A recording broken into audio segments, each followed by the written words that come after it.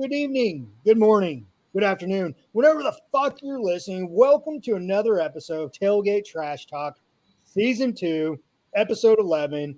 I got my main man, Gary Freeze, next to me. Gary, how you doing, bud?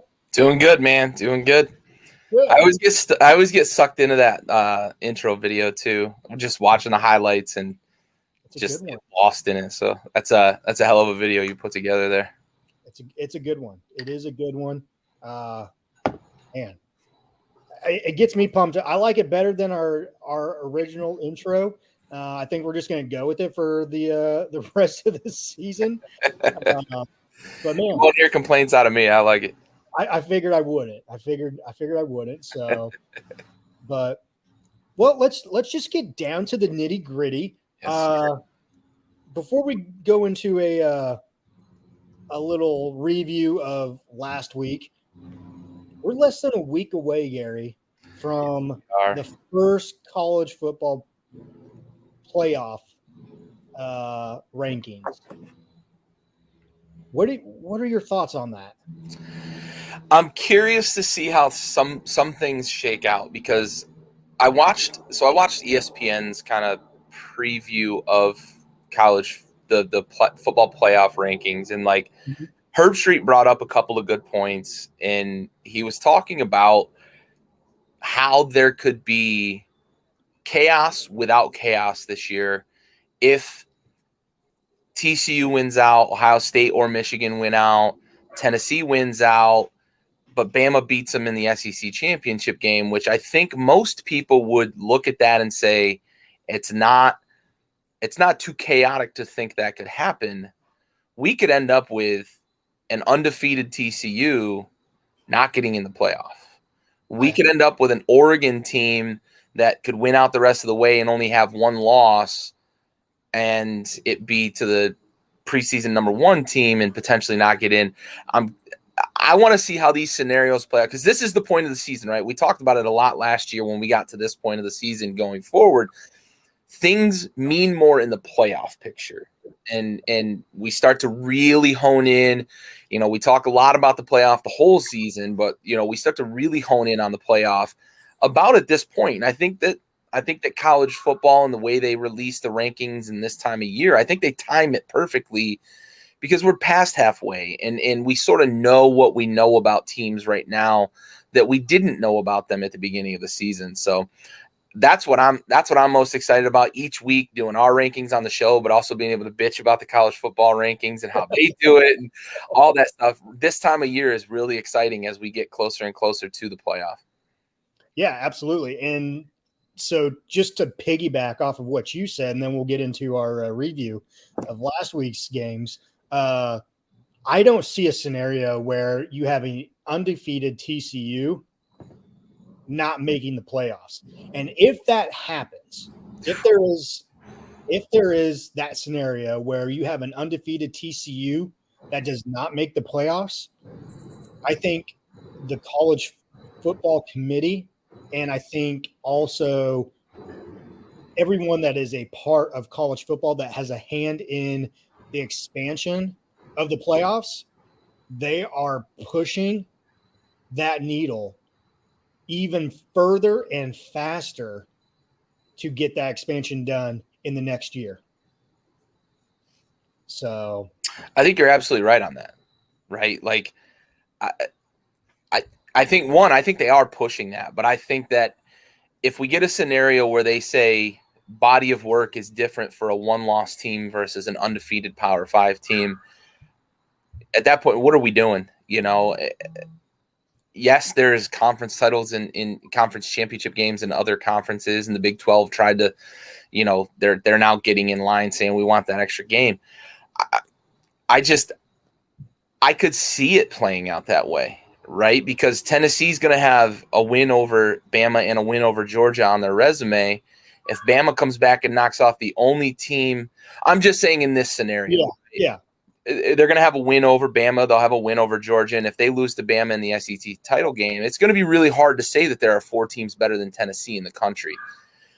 But I'm with you, right? If they make that move and make that decision and leave out an undefeated Power 5 champion, they're really, one, saying something about the SEC bias, and two, they're saying we need to expand the playoff faster, because I'm sure the story would be TCU's number 5. Oh, they'd be the next in if we had a bigger playoff, yada, yada, yada. So I hope it doesn't happen, but I could see it happening, and maybe I hope it does, because it'll give us more to talk about. Absolutely. Absolutely. I think if that happens, everyone in college football is going to be in a frenzy. Yeah. And there might be some jobs that are lost with that if that happens. So, and I can't wait for that. Like, I'm all for it. I'm all for it. Yeah, for sure. I think it would give us a lot to talk about. Yeah. All right. So that's less than a week away. Next Tuesday is when they first come out with the first college rankings for the playoff. And that'll be next Tuesday. So we will have that, and we'll have our rankings next week as well. So let's get down to it. Last week's games here. Ohio State, Iowa, really not a game. It was kind of close, a little on, but then Ohio State just took over. CJ Stroud and company, that offensive front there, just took it to Iowa. Iowa finally made a change at quarterback, which they need to do. I mean, what was the upside in it? Fuck, who knows? You know? Yeah, they just don't have a quarterback on their roster, and it's clear. They've had guys that they can lean on in the past. They're not a past team necessarily, but they've had guys like, Stanzi especially is one that sticks out. He was there forever, but he's just, you could lean on him, and you can't. Teacher's been there for about 5 years now, but you still can't lean on him. And they've struggled on offense for a long time, and I think it's really catching up to them right now in a Big Ten that has sort of changed gears. A lot more teams in the Big Ten are playing kind of wide open offenses. Wisconsin of days yore is gone. Ohio State doesn't really run that downhill running scheme anymore. They spread everybody out. The Big Ten is starting to become a conference where you've got to score with teams. Even Penn State this year has found out that if you can't score with a team like Michigan, you're going to get left behind. So I think that's where Iowa's at right now. Like, they've got a good defense, and I think that their defense is one of the 15 best in the country, maybe 20 best in the country. But Ohio State's got, one, way too many fucking weapons. Two, they've got probably the number 1 pick in the draft next year. And 3, they can't keep up. So that defense is just on the field all day. And as you said, they kept it kind of close early. You saw the defense make a couple of plays early, but they just ran out of gas because the offense couldn't stay on the field, couldn't keep up with Ohio State. And that's really where it broke down for Iowa. Yeah. Yep. Absolutely. Absolutely. All right. You got next game, UT Martin, Tennessee. Really no need to discuss this one. We knew this one was going to be a blowout. Yep. Was next one. This one was one where both you and I we picked the Orangemen here, and by the Orangemen we mean the Syracuse Orangemen over Clemson. I thought they were going into Death Valley a top 15 ranked team, and then coming out as a top 10 ranked team. And unfortunately, it just didn't happen. It was a tale of two halves, and that second half for Syracuse was one that they would like to put behind them. Yeah, they definitely need to learn from. Their offensive front did not do anything against Clemson's defense that second half. And your guy that you have in the Heisman stock report, Garrett Schrader, really was a no-show that second half. And I'm pretty disappointed, because you've talked about him for a couple of weeks there and left out a few guys that, I thought would be in there. And for some reason, you just didn't put him there, but, hey, to each their own here. Okay. I love giving you shit about it, but hey, I deserve all of it. but really, this was a tale of two halves. Yeah. And I know where we're going to go with it here. And I know you're going to touch base on it here. So I'll leave you the floor here and go for it. Yeah. I mean, first to touch on Syracuse, right? This is a game that you mentioned it, the second half, they'd like to put behind them. They should have won this game. Let's be frank about it. they should have won this game. They had a two-score lead going into half, and legitimately they had all the momentum going into half. They were dominating Clemson for the first half. Defensively, they were turning them over. And I know turnover luck, quote unquote, is a thing, but they were playing really good defense against a confused and basically befuddled DJ Uiagalelei, who doesn't belong under center for Clemson. And I'm going to touch on that in a minute. And I know that's what you were alluding to. But truthfully, it's Dino Babers, and he's done a really good job at Syracuse of bringing them back to a level of relevance that Syracuse football doesn't always enjoy. And to be ranked in the top 15, to have won the games they've won, they didn't really have a tough schedule. They should have won this game, and it really would have been a stamp in a program maker for a Dino Babers. But it was mistakes, it was discipline, it was coaching decisions that all kind of added up to this just confluence of tragedy that ended up leading to Clemson running down Syracuse and winning this game by a score. And Syracuse couldn't turn the switch on and get back in the game. Once they lost the lead, it was over. Defensively, two bonehead plays that just don't make any sense, and they completely changed the game. And the one on the sideline. So to allude to the two bonehead plays by Syracuse there, absolutely two boneheaded plays. But then on the flip side, one doesn't get called for Syracuse though too, and it was actually worse than the one that was called on Syracuse. For in the favor of Clemson. 100%. And even the one on the sideline, I said it in the moment. It's a bonehead play. You didn't need to hit him, right? So I get the flag, like it's a knee jerk. They're on the sideline. He wasn't out of bounds. So I want to say that he was not out of bounds yet. Correct. But I gave the benefit of the doubt in the moment in our chat. I even said it. Yep. And then the finger poke in the throat. Like, what are you? I don't know what you're thinking. Like, I don't know what you're doing. There's no reason for it. You're not gaining an advantage from it. But then to come back on the next drive and Schrader goes out of bounds and gets hit 2 yards out of bounds, the guy shoves him down. I don't know how you don't call it. I just don't know, because there's two officials standing there. They're both standing there looking at the play, and they don't throw it. I'm so confused by it. And I took back everything I said from the previous drive when I said benefit of the doubt for the one out of bounds. Then I started bitching. He's not out of bounds. You threw that flag. You didn't throw this one.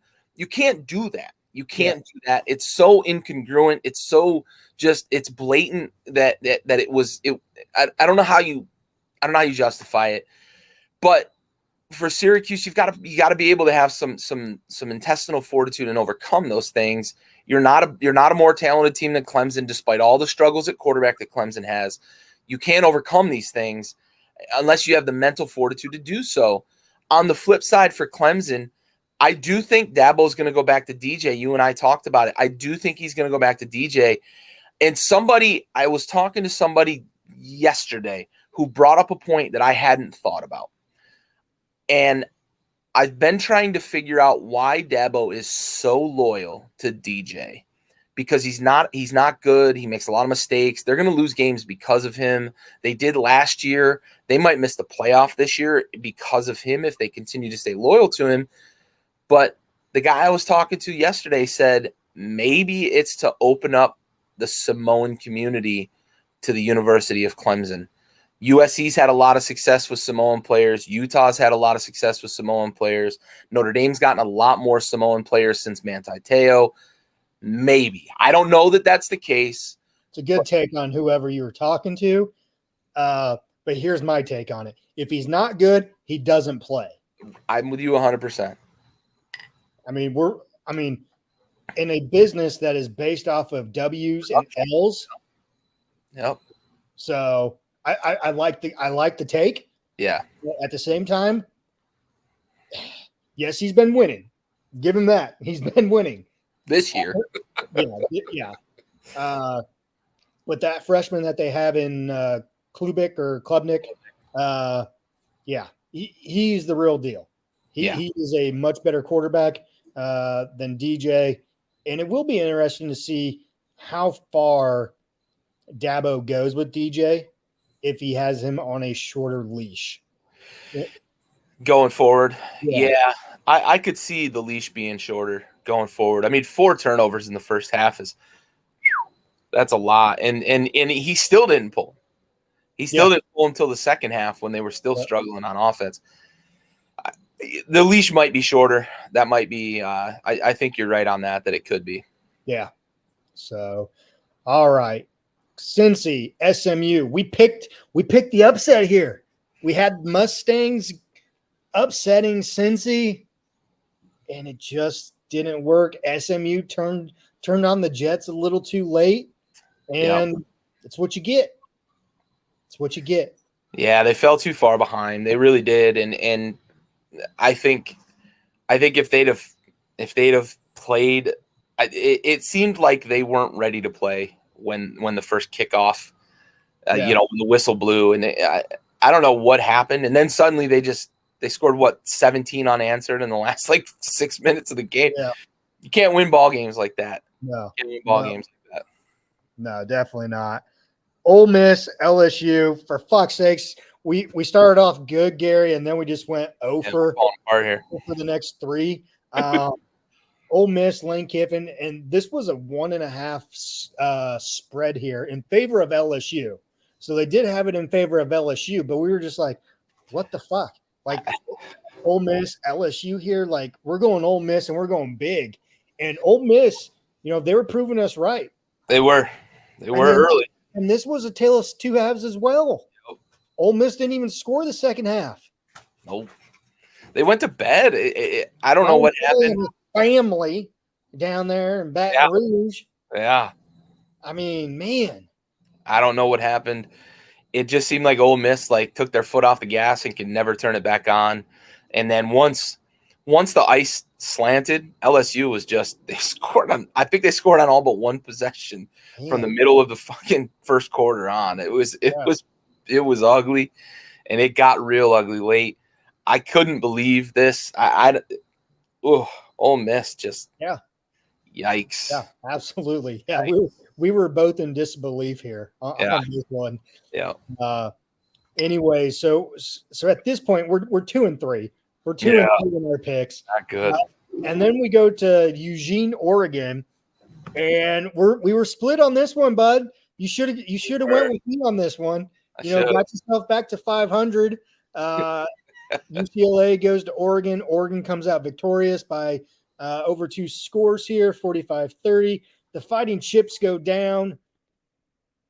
They had no answer for Bo Nix. No answer. No, and that's something that has been apparent. Bo Nix looks comfortable now. He looked really bad in the first game of the season, but he has progressively gotten better as the season's gone on. That Oregon offense is dangerous now. UCLA ended up putting 30 on him. I thought it was going to be a 35, a 35-30 type of game. They just couldn't stop Oregon at all. That UCLA defense has been pretty opportunistic throughout the season. Bo Nix was very, very cautious and very aggressive at the same time with the ball and really made them pay for it. UCLA really, like you said, they didn't have an answer. And the offense couldn't get going early. And I think that just like Smooth, they got behind by too much and really had no chance to catch up. And Oregon's offense was going to score as much as they needed to win this game. They really had it all clicking. Bo Nix looks comfortable. A lot of the guys, a lot of the talking heads on ESPN say that his family's been saying it's the most fun he's had playing football since high school. It's clear that he's feeling something there up in Oregon, and they look dangerous right now. Yeah, absolutely. And if you hear that background noise with the train in the background, that's Oregon's offense going through the UCLA defense right there. Yeah, it is. All right, Texas, Okie State. Okie State comes out victorious, 41-34. I can't remember your pick on this one. I had Texas, man. I had a rough 5 games. You're still down. I'm 1 game above 500 now. Yeah. I went with the Cowboys. Poke them here, Cowboys. And this one was a back and forth battle. And we've talked about Okie State's defense all season. It's pretty much been non-existent and it's been a shell of what they were last year, especially with that many returners coming back. Yeah. Yep. They got the offense going this game, and it was enough to outrun Texas. But it is very surprising the way Oklahoma State's defense is just it's non-existent. Spencer Sanders has been great. Really, I think putting himself on the radar for one, potential Heisman consideration with his numbers. I don't think he's ever going to get on the, in the top 5-10 of anybody's book, but he's definitely turning some heads with the numbers he's putting up offensively. But Jesus Christ, I thought the defense was going to be the strength for Oklahoma State this year. They had 4 starters and 2 reserves coming back from a defense that was top. I think they were 7th in the nation last year. It looks bad. And it started with the first game of the season against Central Michigan. They had a 31-point lead, I think, and ended up winning by fucking 3. So not good. Not good there. It's really, really surprising. But that offense has been putting up numbers, and they did enough to outrun Texas here. Yep. Absolutely. All right. Going to Boston College, Wake Forest. Really not a surprise here. We both picked Wake Forest and Sam Harmon and the Demon Deacons of Wake Forest, 43-15. Next, we move on to Memphis Tulane. And this one, you rode the coattails of me on this. So I apologize for this one. Because last week, I had made the pick Georgia Southern over James Madison, who had just cracked into the top 25 in such a long time. And here we have Tulane, the Green Wave, doing the exact same thing. And, we both went with a Memphis team that had been a tried and true. They've been there before. And typically, if someone cracks the top 25 who has not been there in a long time, typically they don't last very long. And so we both went with Memphis on this one, and Memphis kind of turned it on a little late as well here. But Tulane Green Wave, 38-28. Yeah, we went with the stove special, and it worked the week before. It didn't work this week. I feel like I might have jinxed it. That might be what the problem was. Could be. Yeah, Memphis never really got themselves in a position. I'm actually pulling that game up right now because it's not a top 25 game. But I certainly good question from Don, and I certainly want to take a look at this game and give him some thoughts because I'm going Louisiana on that one. Yeah, we appreciate the appreciate Don. Sure. I think I'm with you. I like Louisiana. What was that? Louisiana Lafayette is UL there, but they go by just Louisiana now. It's weird. Yeah. They used to just go by Lafayette. Now they just go by Louisiana. But I'm with you. I think what's the spread on this one, Gary? That's what I'm trying to pull up right now. I'm trying to see what that's going to look like. So, where are you from, bud? And who's your team? Who's your college team, and where are you from? Yeah, we appreciate the subscription. Let us know what your team is. I'm assuming maybe Louisiana. But so Southern Miss is a 1-point favorite in this. They're at home. Yeah. What time's the game? It's a night game on ESPN2, so they're going to get a nationally televised game here. I'm still going Lafayette on this one. Yeah, I'm with you. I got ULL. Little mild upset here.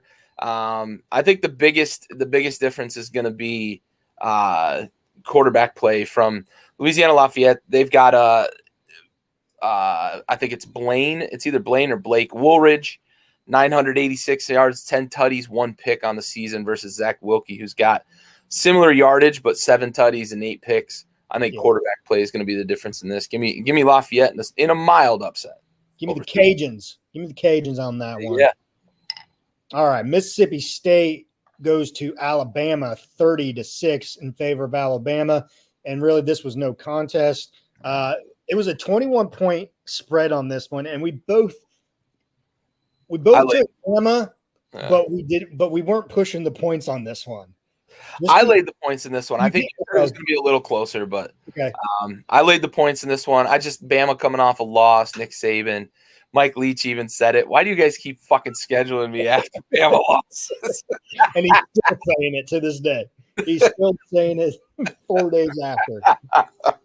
Oh man, this was a nice recovery game for Bama. Unfortunately, at the expense of our buddy Mike Leach. You know, we love him. He's a national treasure. But yeah, you're playing Bama after a tough loss, an undisciplined loss, and Bama was a bit more crisp against Mississippi State, especially defensively. Mike Leach has got that offense humming, but Nick Saban had a nice little game plan recipe that he cooked up. Yeah, absolutely. Absolutely. All right. Moving on, Minnesota, Penn State. This one we were split on. You came out victorious on this one. I went with the rowing the boat here. I was surprised. I know why you did it. I know why, and you weren't wrong in assuming that this was the time the fighting Franklins were going to start falling apart. No. But you know, I was wrong. I went with the wrong team here. The Fighting Franklins, they came to play. Yeah. With the whiteout. Yep. And it will definitely be interesting to see how they show up this next week, and we'll get to that here in our next segment. Absolutely. Yeah, I thought Minnesota was actually going to play a lot better, and Penn State, you know, that's kind of typically where they have the start of their fall. They play a good team, you know, in Michigan, kind of got handled by Michigan, and so typically under Franklin, the wheels start falling off there, and we didn't see that this week. So maybe that's a sign of good things to come for James Franklin and company. Yeah, it could be. They've got to get to a point, right, where they can kind of persevere, right? Because it's a tough schedule. Big Ten's a tough schedule. You play in Michigan, Ohio State. You're definitely playing Ohio State every year. It's not an easy cake schedule there. So yeah, and so real quick, and we don't need to talk about it or anything, but it's funny. You know, we're talking about the Big Ten team here and Penn State, and so a little, I don't know if it's favoritism or not here, but just real quick, since 2016, Penn State has opened Big Ten play on the road. They just came out with the Big Ten schedule. In July, the AD called the office of Big Ten and said, you know, this is, you know, we're Penn State, you know, blah, blah, blah. We're fucking tired of this shit. We're tired of this shit. So then what does the Big Ten office do with this next year's schedule? They go ahead and schedule them on the road to start off Big Ten play. Little middle finger. And in that same time frame, how many times have they played Ohio State and Michigan? 3. Yeah. How many times has Nebraska or Iowa played those teams in the same span? 7. So. Oh wow. Yeah. Interesting. All right, we'll touch base on Penn State here in our next segment. Kansas State travels to TCU, 28-38 in favor of TCU there. TCU keeps their undefeated season alive, and we both went with the Horned Frogs on this one, didn't we? Yeah. TCU's rolling, and I think Kansas's magic ran out a little bit. I think that offense is still fine, but I just don't think you can play from behind by 10 plus points every week and make a living that way. So TCU looks like a wrecking ball right now, though. I don't really see who beats them in Big 12 play, to be frank about it. Not to get too far ahead and talk about playoff, but I just don't see who beats them in Big 12 play the way they're playing right now. Yep, absolutely. All right. Before we touch on a preview of Week 9, we'll take a quick sponsor break brought to you by PocketParaClub.com. Pocket Para Club, club number 26881, PocketParaClub.com.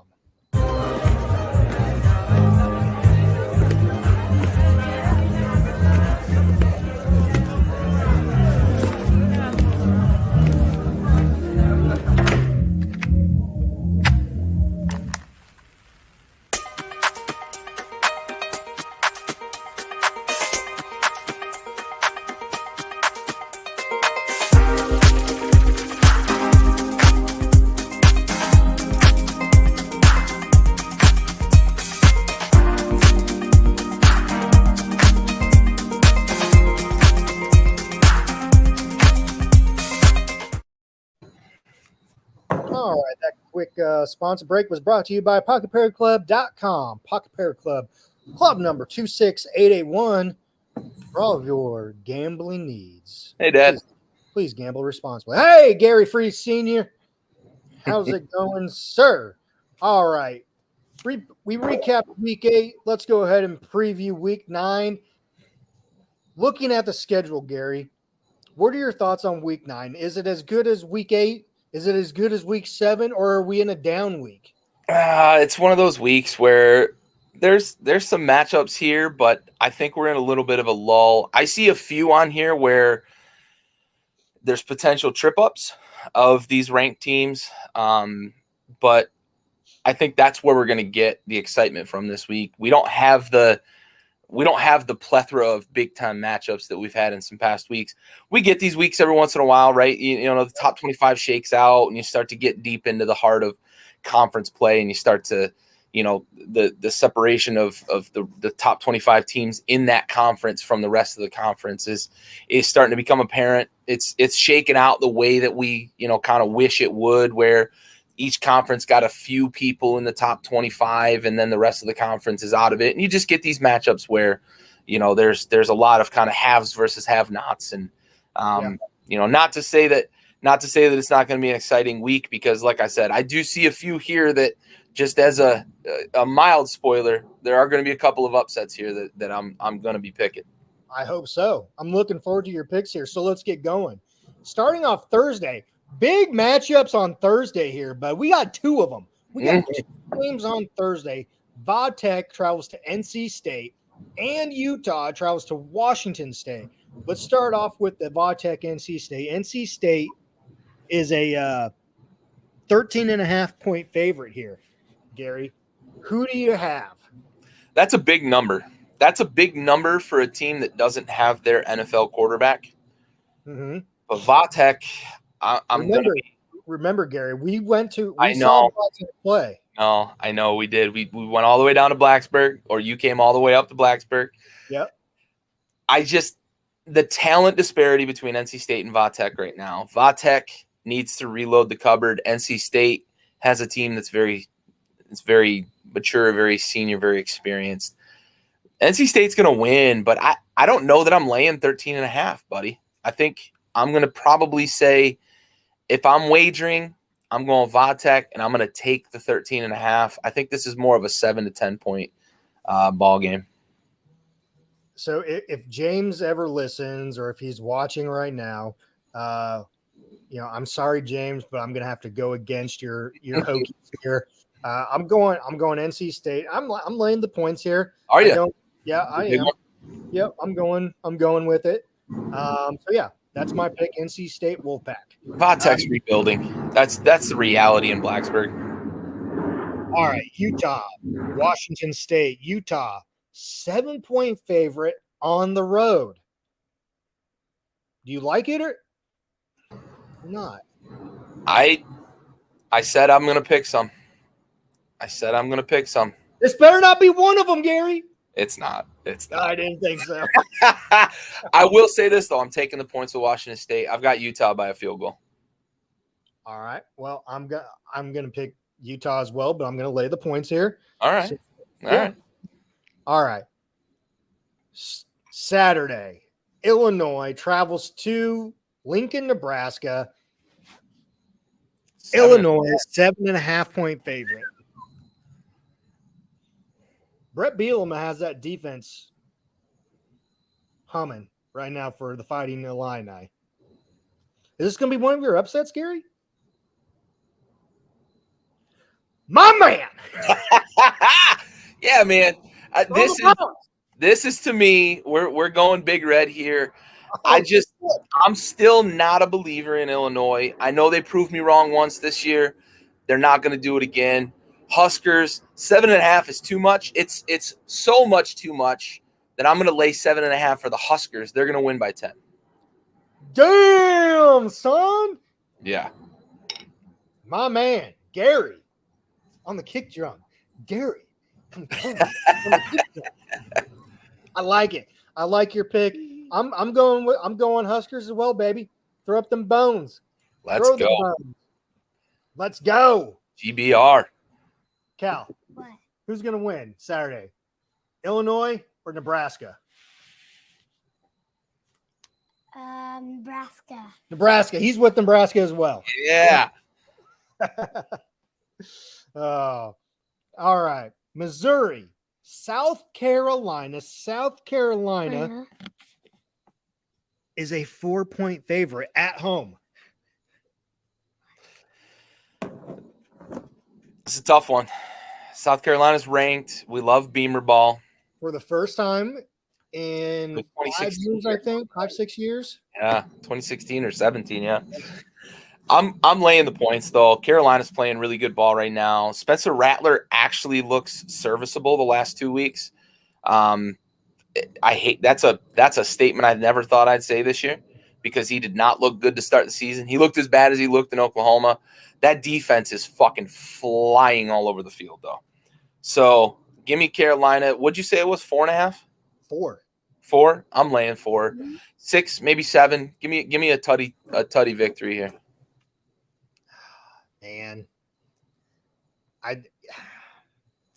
South Carolina, Gary, first time in the rankings. Oh no! Is this the stove special? I hate to do it. No! I hope I'm wrong.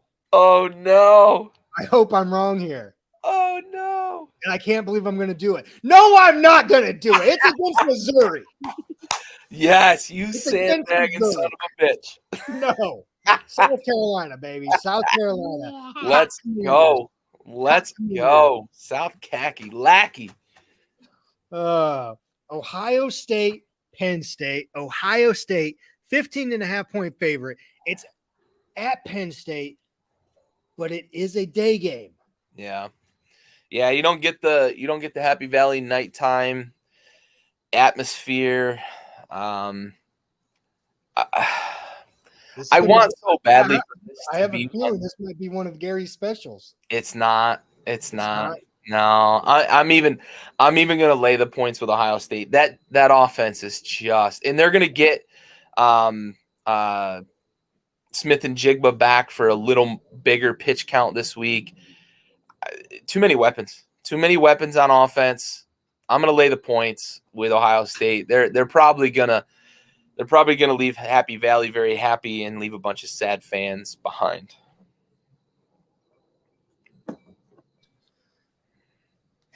Yeah. Yes, please. Yeah. That Ohio State offense is humming right now. My God. They've got like 6 top – dude, they've got like 6 top 2-round wide receivers playing right now on that offense. Maybe even 6 first-round wide receivers on that offense. It's unbelievable the level of talent they have outside on that offense. Absolutely. 15.5-point favorite here. Yeah. Yeah. I'm actually gonna go. It's probably gonna be a 21-point turnaround because I'm going Nittany Lions this week, baby. I bet against them last week. They proved me wrong. I'm going Nittany Lions this week, baby. You're so good at that build-up. You're so good at that build-up. Well done. Well done. You know, we've talked about it. And years past, the Fighting Franklins, they lose their mustard. They lose their steam. This is a game they would have been blown out in 2021. Yes, absolutely. Yep. I picked against them last week because they had just lost the prior week to Michigan handedly. And they came out ready to play last week. They did. So, you know, why not? Why not? All right. We're going the Nittany Lions here. I like it. TCU, West Virginia. TCU, 7.5-point favorite. Honestly, for me, I'll just say it. TCU stays undefeated. If West Virginia, and I know it's at West Virginia, but I'm almost going to go 10 here. yeah, I think 10, maybe 14. It might be a full 2 touchdowns. I just don't think West Virginia has the offense to stick with.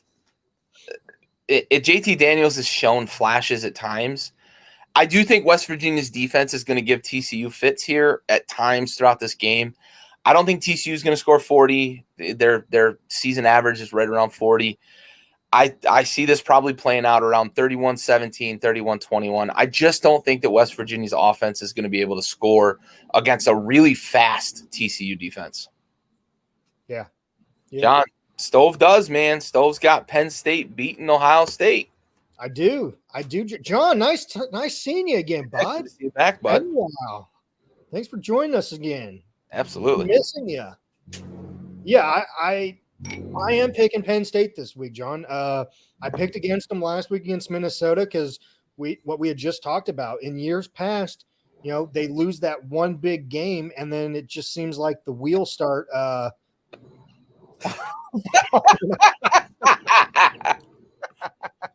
Okay. That's fair, I guess. Maybe if the price is right? Yeah, right. Investment property. If they want to expand the airport, you might make a killing. I know. Yeah, I'm going Penn State here, John. I am this week. I might win some money here. Oh, Notre Dame travels to Syracuse. Syracuse is a 2.5-point favorite. What do you think on this one, Gary? No.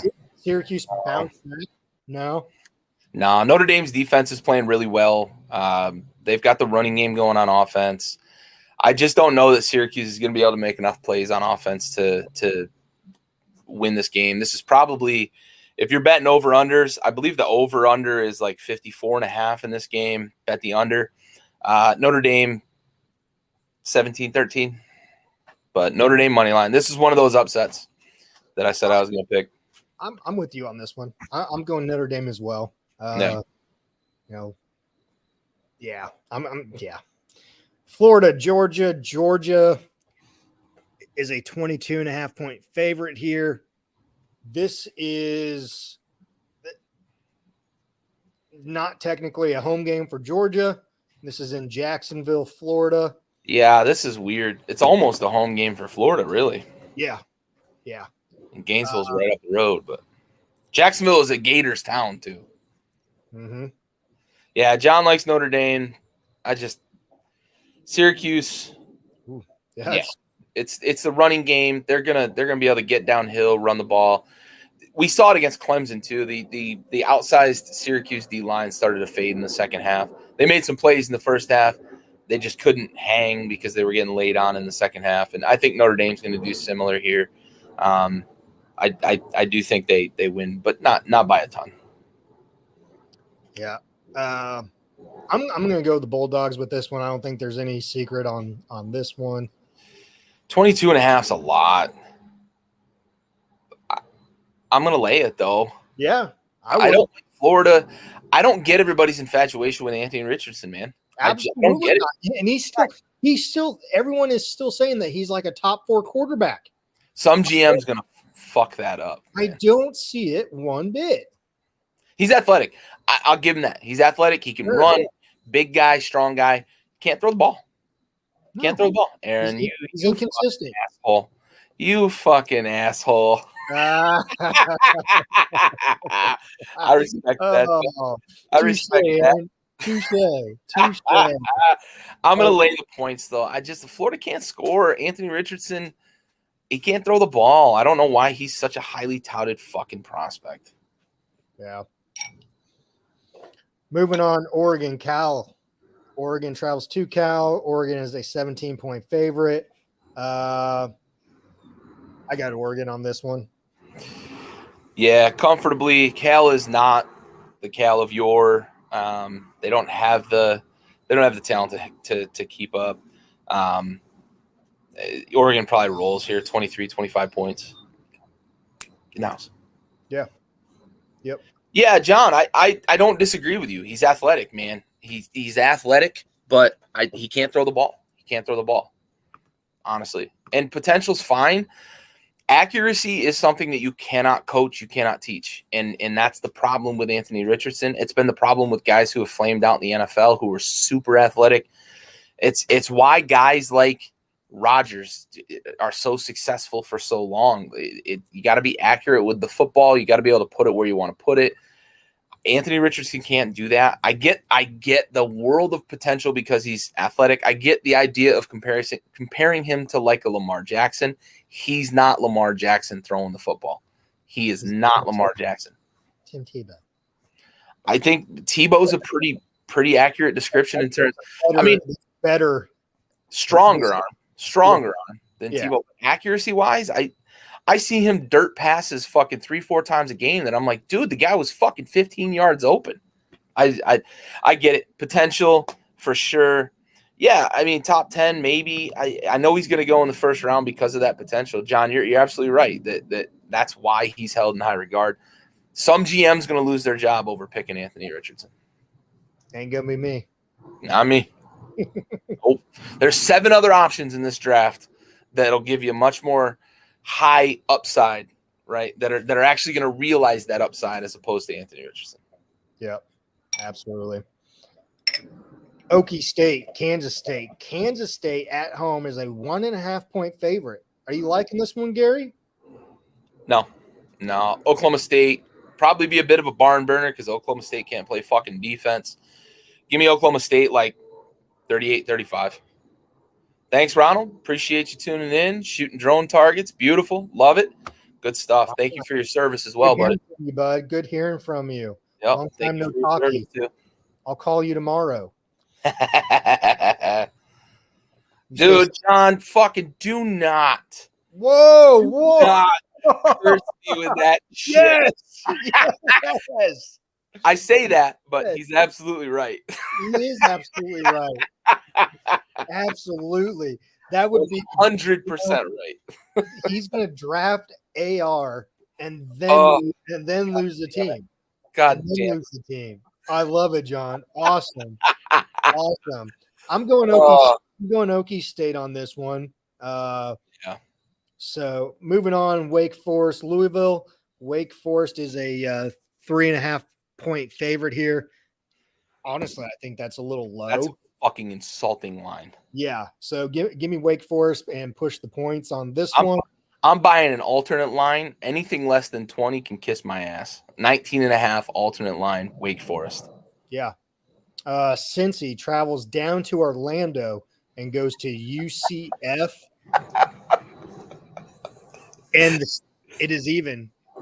John's killing it with the one-liners tonight, man. Oh, shit. Damn. Nice, This is a pick'em game. I'm a little surprised this is a pick'em game. Who you going with, though? Give me Cincinnati. They showed me a little something last week. They got a little bit of something going on offense.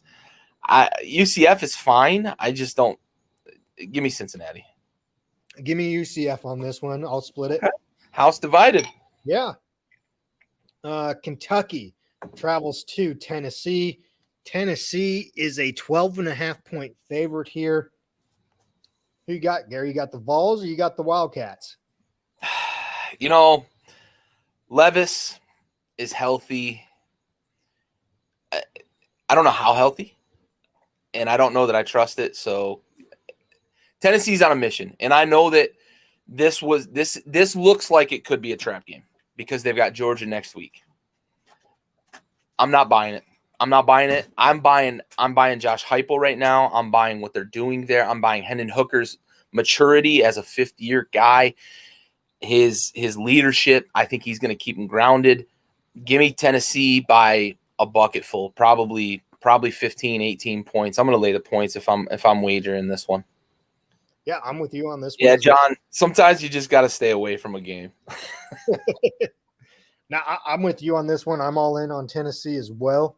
Yeah, give me Tennessee and give me the points as well. Yeah, for sure. I mean, unless you count UT Martin as a bye week. Yeah. They'll get their bye week though here in just I think a it's couple right of after weeks. Georgia, isn't it? It's right after, I believe, and so it kind of comes at a good time for Oh them. yeah. Oh yeah. Especially after this stretch of run or stretch of games that they've had. Dude, what a know, murderous row with UT Martin sandwiched in there, but yeah, Bama, Kentucky, Georgia. yeah, absolutely. USC, Arizona. USC is a 15.5-point favorite here at Arizona. I'm actually kind of surprised that line is 15.5. Even though I would love to see Arizona come out on top here, I'm taking USC and I'm laying the points. Me too.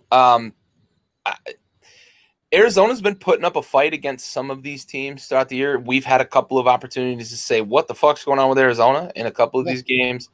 For me, USC knows that they've now got a mission the rest of the way to even have a chance. John, I think so, bud. I think so. USC is a pretender. I agree with that. I've been saying it all year. I haven't bought in on the Lincoln Riley USC train at all yet. I like the offense. I like the weapons. It's year one, right? And it's going to take a couple of years for Link to really get a full, transfer portal and recruiting class in there. But yeah, I do think we've hit the point of their schedule where they've now had some humble pie. Yeah. Yep. All right. Last bunch of games here. Michigan State travels to Ann Arbor. Play Michigan. Michigan 22-point favorite. Gary, you picking an upset here? No. I'm going to lay the points even. Michigan State's not good this year. They paid a lot of money to a coach that might not survive year 2 of that contract. I think he gets through this year because of the lucrative nature of the contract. But next year, that seat's going to warm up. Michigan by 30, probably. Okay. All right. Yeah. I think we're starting to see the Big Ten really is right now. It's sort of like that. Yeah, it's a two-team league. It's sort of like it used to be. What was it, late 90s, early 2000s? It was like Michigan, Ohio State every year. That game basically decided the Big Ten. So I think we're back in an era where that's the case. For a while, we had Wisconsin that would compete. Iowa would compete. Penn State would kind of flare up once in a while. But I think Michigan has gotten back to the point. I know you hate Harbaugh, but we've gotten back to the point that Michigan they are probably right with Ohio State. It's them and the rest of the Big Ten. This is a game where little brother shows big brother. Boss here. And they go into Ann Arbor and they get the job done. They pull off the upset. Here we go. Give me Sparty, baby. Give me Sparty. That's a big upset, dude. You're getting 9-1, probably. Hey, I called the Georgia Southern James Madison one too, buddy. You did. That was a big line too. So let's go. Let's fucking go. Sparty up here. Ole Miss, A&M. Ole Miss travels to A&M, Mississippi, 2.5-point favorites here. Gary, let me go ahead and just go out there and put this out there. I hope it is a blowout. Jimbo Fisher has lost complete control of that A&M team, and they are trying to find any justification for cause or anything to null and void that guaranteed what is left of his contract of $89.5 million. Can you fire him for cause? Because I want to. That's all you need to say. Because I want to. Yeah. I've got Ole Miss. I'm laying the points. Yeah, I'm going to lay the points. 2.5 seems low, but I'd be careful. I'd be careful wagering too much on this one because of what happened last week, to be honest. Getting boat raced by LSU, that was tough to see. But I think I think we see a little bit of a bounce back this week. I think that Ole Miss handles business here, probably in a little bit of a tight game, maybe by a field goal, 4 points. Yeah. Yep. And so, John, I mean, you're going to be singing a different tune next week when both my upset picks, hit on that parlay, baby. But, going back to your last comment here of smoking in the locker room, there's also another report, and it's probably true as well, too. Guys that are going to be entering the transfer portal are recruiting other guys on the team to enter the transfer portal as well. So it's probably a combination of number one recruiting class, huh? Yeah, no kidding. And real quick, it's not good there. Did you see the interview that he gave? I believe it was either earlier today or last night. I missed it. On telling recruits and players, like, why go to a school that wins all the time when you can come here? Or, and it's just like, what? I think it was like a psychological thing. I'm like, if you come here where we don't win all the time, you can, better chance of playing. I'm like, what the bro, shit. Lost his damn mind. Yeah, for sure. I mean, you're going to see Attack Us Minor. Yeah, that dude's going to be in high demand. Oh, yeah. UTSA, let's go Roadrunners for sure. Get in that transfer portal. Yeah. Get help. Eat. Pitt, North Carolina, 3-point favorites at home here.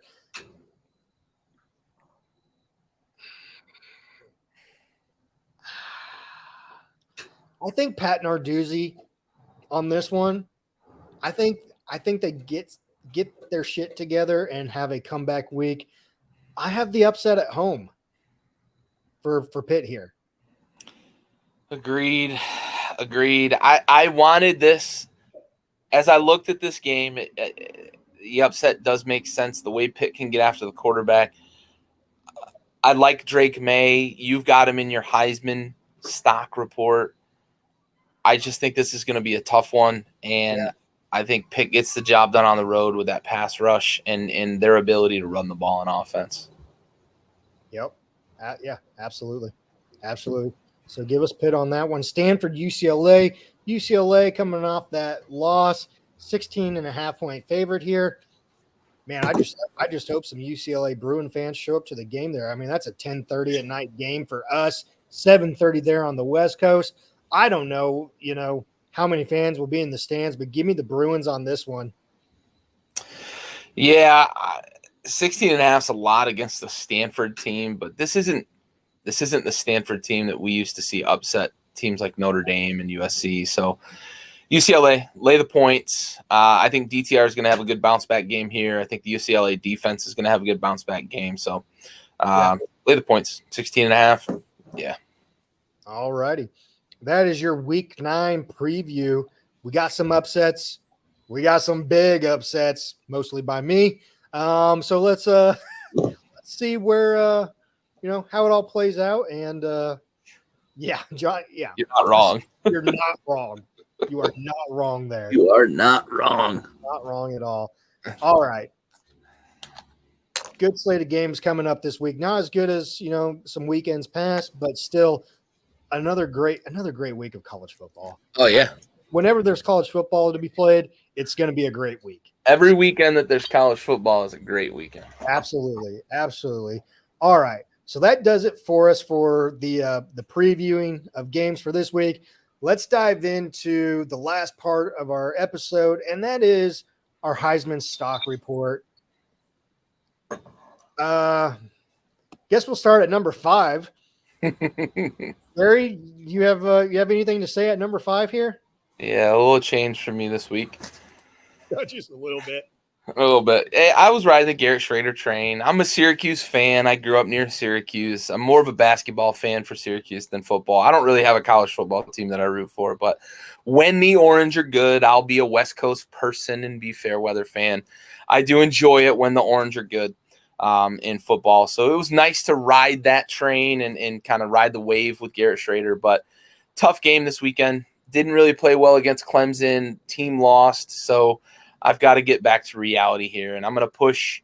Oh yeah, real good apple juice, Lafroig apple juice, aged 10 years. Bryce Young at number 5. I think him missing the game against A&M is going to hurt him in terms of his visibility in the Heisman running.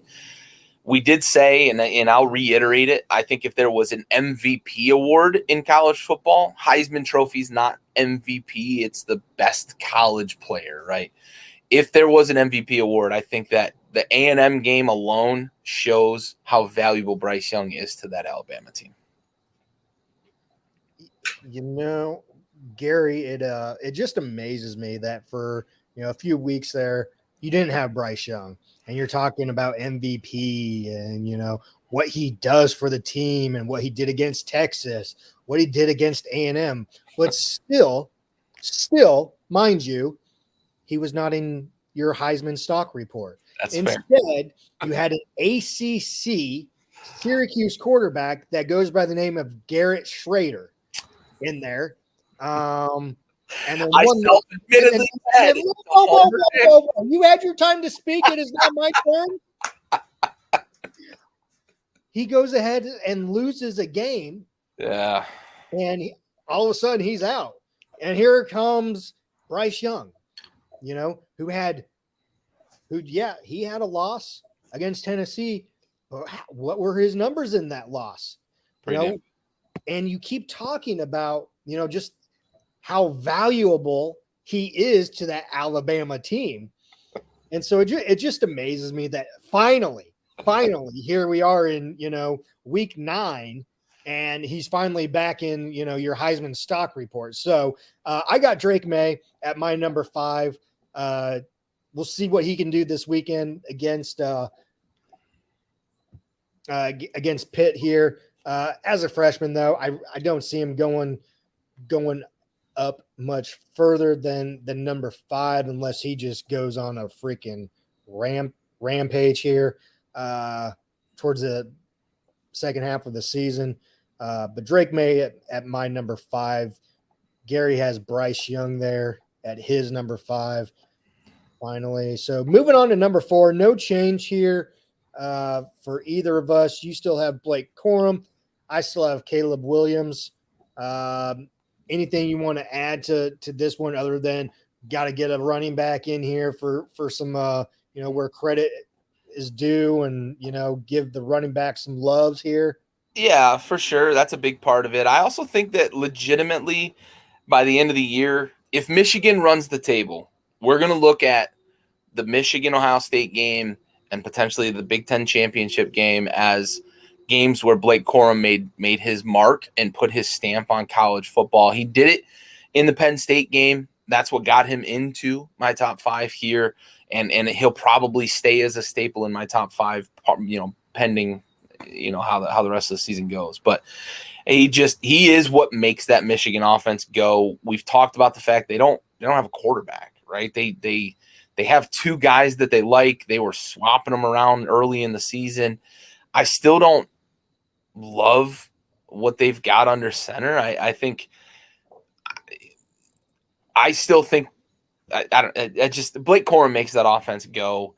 They may look back on this season and say, fuck, we made the wrong decision at quarterback. If they drop that game against Ohio State, they may look at that and say, God damn, we should have gone the other way. Or this weekend, playing Michigan State. Or Michigan State, right? They lose to the Spartans. Yep. For me, Caleb Williams stays at number 4 here. Bye week and everything last week. Really no movement there for me at number 4. Moving on to number 3, you have Caleb Williams and I have Bryce Young here. So this one was a surprise for me, Gary, as Caleb Williams had a bye. And you're a DTR who you were so fond of, drops completely out of your Heisman stock report. I mean, this is just your mind. Like, I want to get inside your mind and just get through your reasoning of deduction and everything else like that here, because, man, you're throwing some Not logic up here. Hey, I'm very much a what have you done for me lately? I like it. There you go. I can get down with that, bud. I can get down Caleb with Williams' stock went up by not playing this past week. Yeah. Because other stocks went down. I mean, honestly, I still love DTR. I think he's a leader. I still think that he is the engine of that UCLA offense, but they struggled against Oregon until getting it going later in the game. And I just you're not going to win a Heisman playing like that. And I think this is a little more level set as opposed to the last few weeks where I've been picking with my heart a little bit. Yeah. Nah, good call here. I got Bryce Young, mainly for the fact that, he is the MVP of that team. Look what he does Yep. for that team. He is the engine that keeps that team going. Yep. Texas, A&M, Alabama. If they didn't have Bryce Young, this could be an Alabama team that has 3 losses, if not more. And they might have lost to Tennessee by 3 touchdowns. Yeah. Maybe more. So, I know he doesn't have the numbers like Hooker or CJ Stroud does for this year, but he still has some great numbers and takes care of the ball too. Oh, yeah. Takes care of the ball. And that is something that, is definitely looked at and smiled upon by GMs. I was actually gonna ask you that question. So there's been a lot of 10 years, 15 years that Alabama quarterbacks have gone to the NFL, and kind of the jury's still out on Mac Jones. I know people feel certain ways about him and the whole weirdness with Bailey Zappi, but Alabama quarterbacks have not succeeded in the NFL. Does Bryce Young have the skill set to finally break that mold and be successful at the NFL level? Because GMs are salivating over the guy. They're salivating over Stroud. They're salivating over Young, probably over Anthony Richardson for whatever fucking dumb reason. Is Bryce Young going to break that mold of the Alabama quarterback? I don't know. I really don't, because I kind of see a combination of Jalen and Mac Jones on this one with Bryce Young. I don't think he's a scrambler like Tua is, but he can definitely move the ball with his feet if needed to. More of a pocket passer, likes to stay in the pocket, can move outside the pocket when it collapses, but kind of knows his role though too. He's not asked unless called upon to run the ball. So yeah, it definitely could be interesting. I think he's too small, but I mean, shoot, that's what they said about Drew Brees too, and look how he turned out. So, I do like Bryce though. I like Bryce. So yeah, hope it works out for him. And time will tell. Time will tell. For sure. So going on, moving on to number 2. Things did not change for either of us from last week. We both have CJ Stroud here, sitting at number 2, throwing up some ungodly numbers with some ungodly wide receivers in that Ohio State offense, and probably in the media's eyes, CJ Stroud is probably number 1. Hendon Hooker is probably number 2, just as far as numbers go. But in our eyes, CJ Stroud has an abundance of options to go to, whereas Hendon Hooker, has 1 to 2 options and not 7. Yeah. For sure. It's all about the numbers. And right now, Vegas odds, CJ Stroud is the odds-on favorite. He's actually minus money right now if you wanted to bet CJ Stroud to win the Heisman. And Hendon Hooker's not even number 2. Bryce Young is actually number 2 Vegas odds.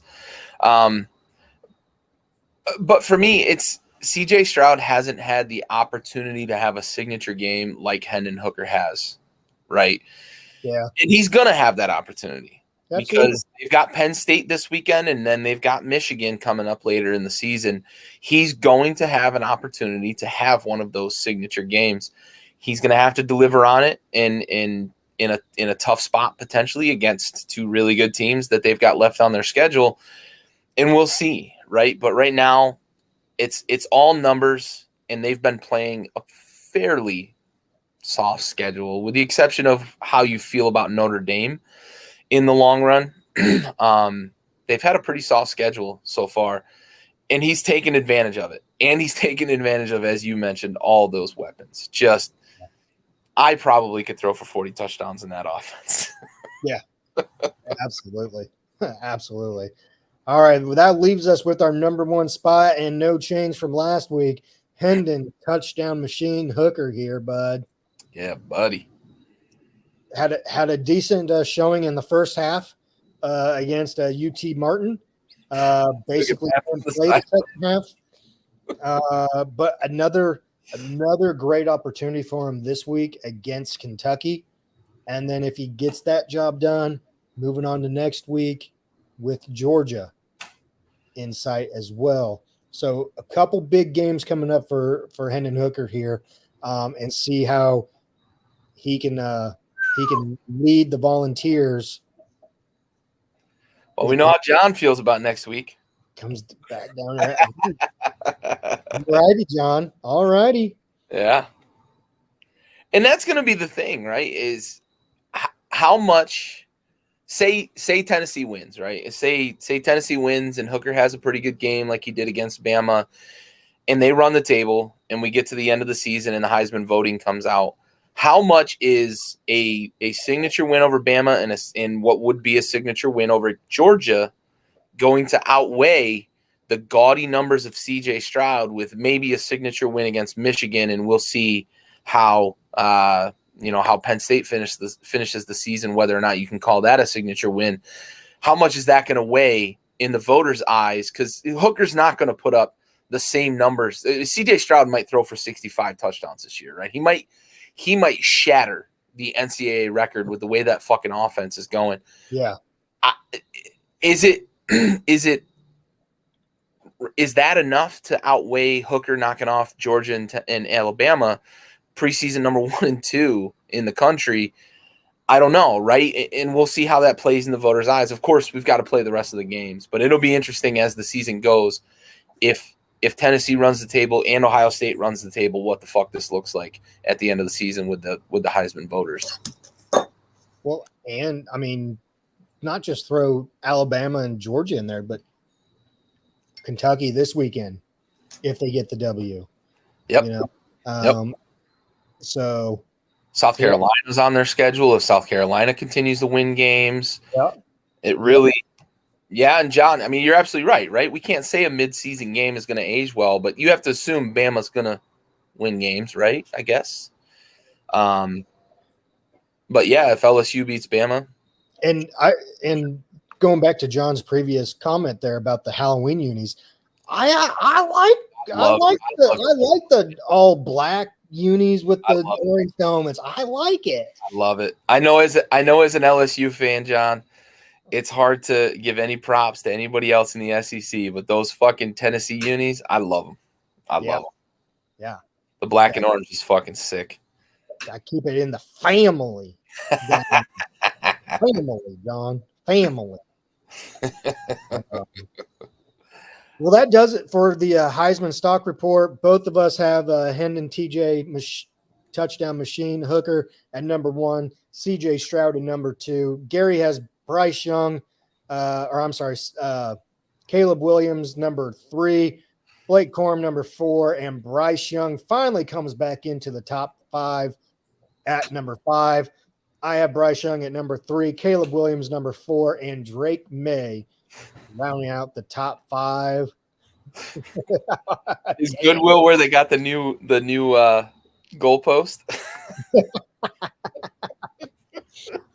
Oh man, I like the uniforms. I'm not gonna lie, I like it. I like it a lot. Yeah, absolutely. Yeah, rock top. Take me home.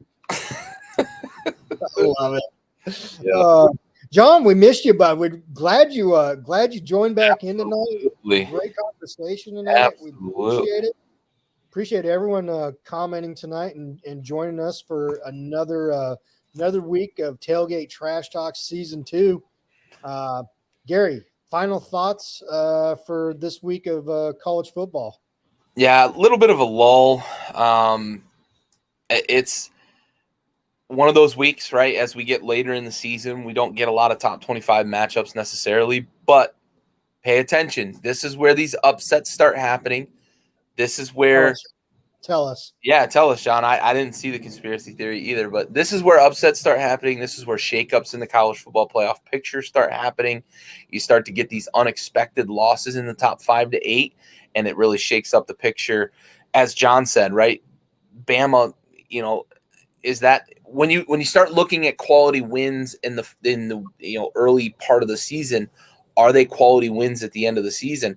The way Oregon is playing right now, it looks like Georgia has the best quality win of the fucking year, beating Oregon by fucking 50, and Oregon is undefeated since, and they're beating the shit out of everybody. So, absolutely great point by John. How does that Bama win age for Tennessee? How do these wins in the middle of the season shake out? Do teams start overlooking, teams like Tennessee's got Kentucky this week? That's a tough matchup with Georgia next week. Do these teams start overlooking these games? I love you brought it up at the beginning of the show. Next week, we're going to get the first look at the college football playoff picture from the College Football Playoff Committee.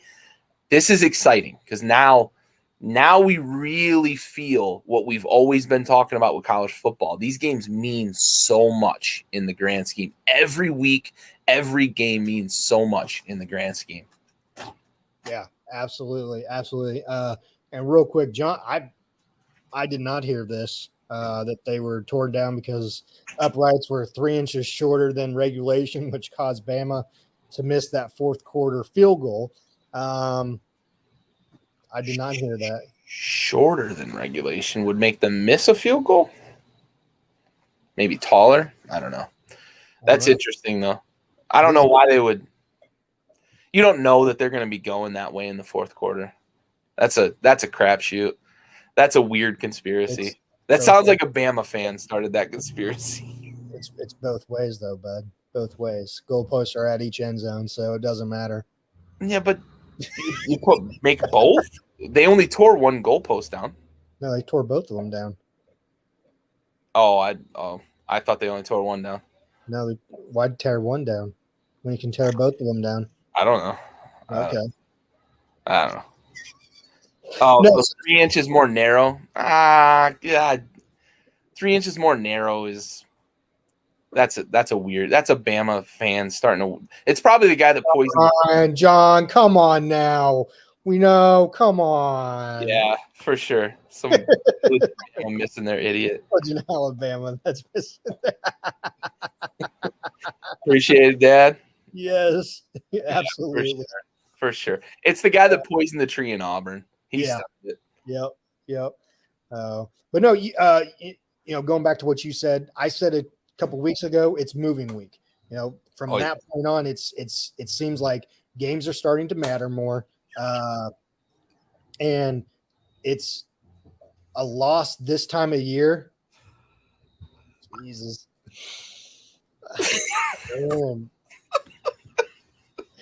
A loss this time of year is more detrimental to your playoff aspirations than it is at the beginning part of the year. So yeah, absolutely. Teams are playing a lot more tighter than I think they usually would be. And some might be playing a little bit more desperate than what they typically would be. And I'm going to be here for it. I'm loving every minute of it. We still got some more weeks of college football, and we will be here every week to recap and preview all those college football needs. Yes, sir. So for myself, Big Stove, Gary, this was another great episode of Tailgate Trash Talk, episode 11 of season 2. We are out.